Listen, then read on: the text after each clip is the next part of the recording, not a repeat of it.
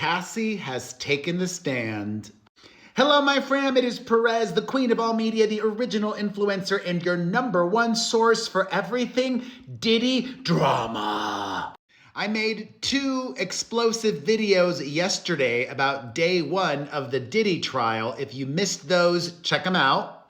Before Cassie even took the stand, the judge and prosecution and defense were going over some evidentiary issues.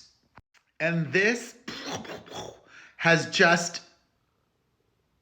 short-circuited me. Judge Subramanian said he's inclined to grant the media's motion for public access to explicit footage and videos that are expected to be submitted as evidence. But he said he hasn't made a decision yet. Y'all, the media and the public don't need to watch these videos or look at the photos. Even if it's just for media eyes only, we don't need to be told in detail everything that happened in the videos. I think we will get enough, more than enough, in court. Both sets of attorneys want explicit videos and images sealed so that only the jury and the parties will view the material at trial. An attorney representing a media coalition advocating for public access to the exhibits spoke in court to object to the sealing of any evidence. The representative for the press said that testimony is not a substitute for these visuals and that the videos are important to show whether the acts were consensual or coerced. You're going to be able to discern that? No, I don't think. The rep also added that journalists are not interested in reporting anything salacious. Lies. He suggested the number of reporters who are able to see the videos could be limited. The judge said he'd wait to rule until the parties file written responses to the coalition's motion on the docket. It is expected that Cassie's testimony is going to last all the rest of this week, and the judge gave the defense a win this morning. Defense attorney Ana Estevao told the court they intend to bring up messages between Diddy and Cassie when she was out of state and he was concerned that she was cheating on him. And she told him she hadn't responded because she had gotten into a bar fight. His attorney said the incident demonstrates that Cassie had substance abuse issues and violence issues independent of her relationship with Combs. The judge overruled the prosecutor's objections and has allowed this incident to be introduced later at trial. And after all of the proceedings were done with, the male escort from yesterday wrapped up his testimony.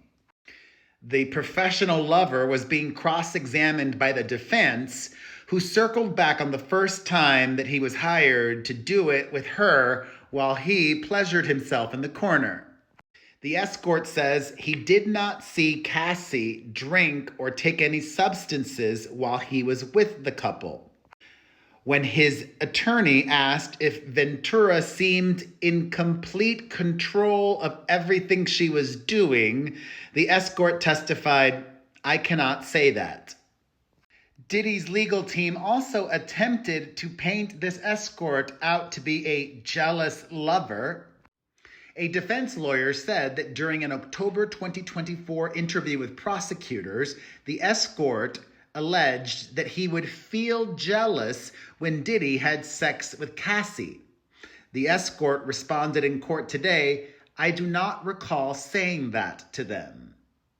The escort also said that Diddy wouldn't pay him if he couldn't maintain it hard during intimate times with Cassie, but the escort said that Diddy would pay him anywhere from $700 to $6,000 when he could maintain it stiff. However, the escort argued that Diddy's presence would regularly cause him to go limp. A defense attorney tried to paint this escort out to be not credible, noting that his testimony has changed. He said this week that Diddy would give him and Cassie directions during sex.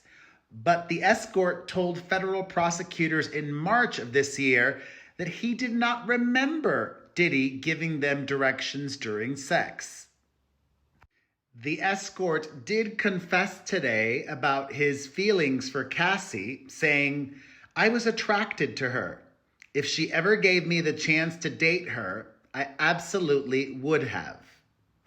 Before Cassie took the stand, Team Diddy was being very difficult. The defense did not want her husband in the courtroom for her testimony. They claim that it's because they may call Alex Fine, a trainer, as a witness later in the trial in an attempt to discredit Cassie's allegation against Diddy that he raped her in 2018. Prosecutors argued that her husband is part of the emotional support system for her and that she's pregnant, very pregnant, and that her husband should be in the courtroom while she testifies. The judge ruled that Fine could be in the courtroom for most but not all of his wife's testimony. If they touch upon that 2018 incident, he has to leave the courtroom. Before Cassie took the stand, Diddy appeared nervous as he went to the holding area for the break before her testimony. He adjusted his clothing and glanced over at one of his sons. Yes, his children and his mother were in court again today. He usually has a big smile for his row of supporters, but today, before she took the stand, he appeared very stoic. As I already told you, Cassie is very pregnant right now, and Diddy's main attorney, Mark Agnifilo, did not want the jury to see her pregnant. He argued to the judge that she should be seated on the stand before the jury enters the courtroom instead of walking in while the jury can see her. Mark is concerned that could be a source of sympathy for jurors. Quote, "Because I think there is a prejudicial quality. Pregnancy is beautiful and wonderful. It also is a source of potential sympathy. And we know the horrific things he's been accused of doing to her." And Cassie herself, for the first time in court, is going to lay it all out there. And so will I, in a separate video. So stay tuned. Come back for more of the Diddy drama. Until the next video, which I will be sharing with you all today, thoughts on everything that we've discussed here? Let's get into it in the comments section.